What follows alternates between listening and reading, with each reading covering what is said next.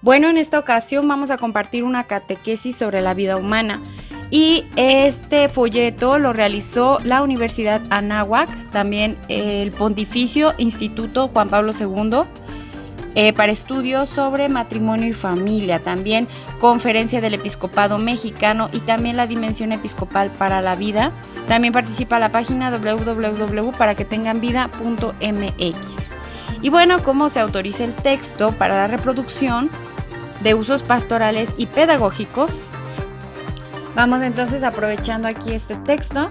Dice: compromiso conocer los fundamentos científicos, filosóficos y morales del inicio de la vida humana para poder dar razón de nuestra esperanza a todo aquel que nos lo pida. Dice: toda vida importa, cada vida importa, digamos sí a la vida. El inicio de la vida humana. El ser humano debe ser respetado y tratado como persona desde el instante de su concepción y por eso, a partir de ese mismo momento se le deben reconocer los derechos de la persona, principalmente el derecho inviolable de todo ser humano inocente a la vida. Donum Vitae 1. Reflexión. La Iglesia, consciente de que la vida humana es sagrada, porque desde su inicio comporta la acción creadora de Dios, no puede permanecer indiferente ante los diversos atentados que se cometen contra esta, concretamente en los estados de mayor vulnerabilidad como son el inicio y el final de la vida. En esta reflexión nos centraremos en el inicio de la vida basándonos en el primer lugar en lo que nos dice la ciencia, biología, embriología y genética, donde ya está demostrado y por tanto es evidente que la vida humana comienza en el momento de la concepción, en que se nos unen los núcleos del espermatozoide y del óvulo, compartiendo su carga genética y dando lugar a un nuevo ser de la especie humana, que no es ni el padre ni la madre, sino un nuevo individuo biológico con su propio código genético.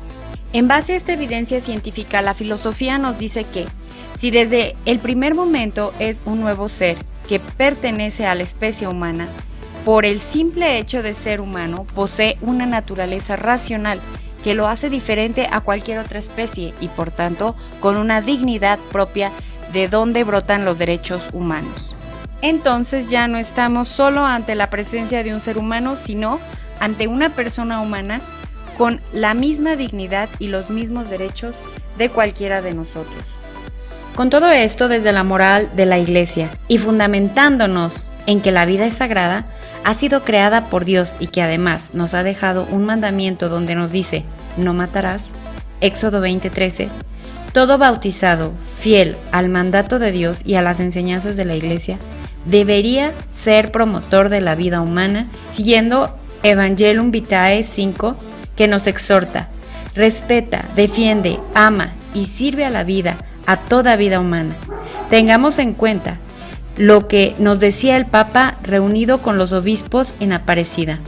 Si cerramos los ojos ante estas realidades, no somos defensores de la vida y nos situamos en el camino de la muerte y la indiferencia. Aparecida 358. Catequesis 2. El diagnóstico prenatal. Ese diagnóstico es lícito si los métodos utilizados con el consentimiento de los padres debidamente informados salvaguardan la vida y la integridad del embrión y de su madre, sin exponerlos a riesgos desproporcionados, pero se opondrá gravemente a la ley moral cuando contempla la posibilidad, en dependencia de sus resultados, de provocar un aborto, un diagnóstico que atestigua la existencia de una malformación o de una enfermedad hereditaria no debe equivaler a una sentencia de muerte. Dominum Vitae 2. Reflexión. El diagnóstico prenatal puede dar a conocer las condiciones del embrión o del feto cuando todavía está en el seno materno y permite prever más precozmente y con mayor eficacia algunas intervenciones terapéuticas, médicas o quirúrgicas. La instrucción Donum Vitae de 1987 y la encíclica Evangelium Vitae de 1995 contienen una enseñanza muy clara sobre el conjunto de técnicas de diagnóstico prenatal.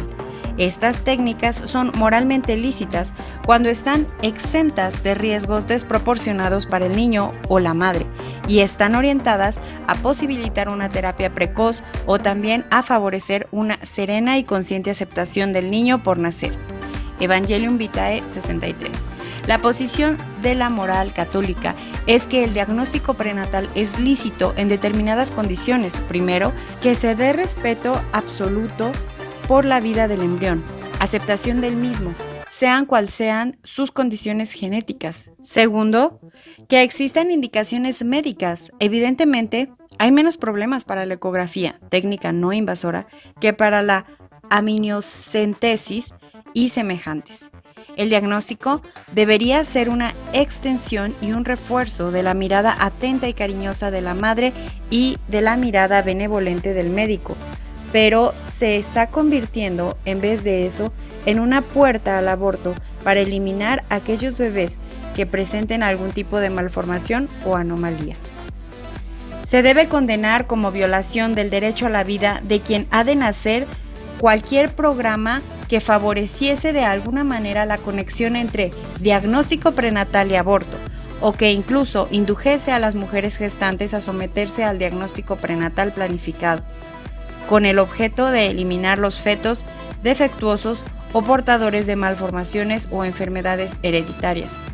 Nuestro compromiso es leer lo que dice el Donum Vitae, Evangelium Vitae y el Catecismo de la Iglesia Católica sobre el diagnóstico prenatal y distinguir cuándo es lícito o ilícito practicarlo.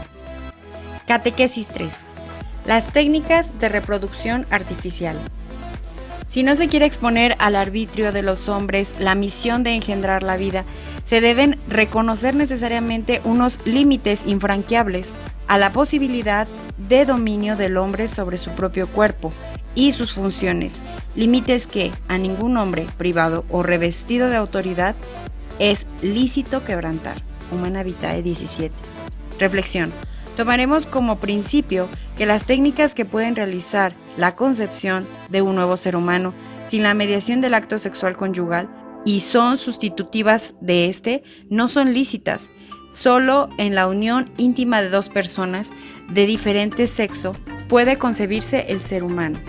El acto conyugal, por su íntima estructura, mientras une profundamente a los esposos, los hace aptos para la generación de nuevas vidas, según las leyes inscritas en el ser mismo del hombre y de la mujer, salvaguardando ambos aspectos esenciales, unitivo y procreador. El acto conyugal conserva íntegro el sentido de amor mutuo y verdadero y su ordenación a la altísima vocación del hombre a la paternidad. Humana Vitae 12. Indicaba la Donum Vitae en su introducción. Los progresos de la técnica hacen posible en la actualidad una procreación sin unión sexual mediante el encuentro in vitro de células germinales extraídas previamente del varón y de la mujer. Pero lo que es técnicamente posible no es por esa sola razón moralmente admisible. Un hijo ha de ser el fruto de la donación recíproca realizada en un acto conyugal, en el que los esposos cooperan como servidores y no como dueños en la obra del amor creador. El origen de una persona humana no puede ser querida ni concebida como el producto de una intervención de técnicas médicas y biológicas. Esto equivaldría a reducirlo a ser objeto de una tecnología científica. Un niño no puede ser considerado como un objeto de propiedad. Es más bien un don, el más grande, el más gratuito del matrimonio, y es el testimonio vivo de la donación recíproca de sus padres. Por este título, el hijo tiene derecho a ser fruto del acto específico del amor conyugal de sus padres y también tiene derecho a ser respetado como persona desde el momento de su concepción. En una relación sexual a través de la que llega a la vida un nuevo ser humano, se da una relación de igualdad en la dignidad.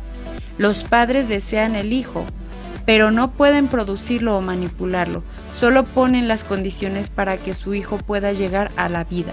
Sustituir la expresión del amor conyugal como acto que está en el origen de un nuevo ser humano por una actividad de carácter técnico, una actividad de laboratorio, es una forma de producir personas y se pueden producir las cosas, pero no las personas.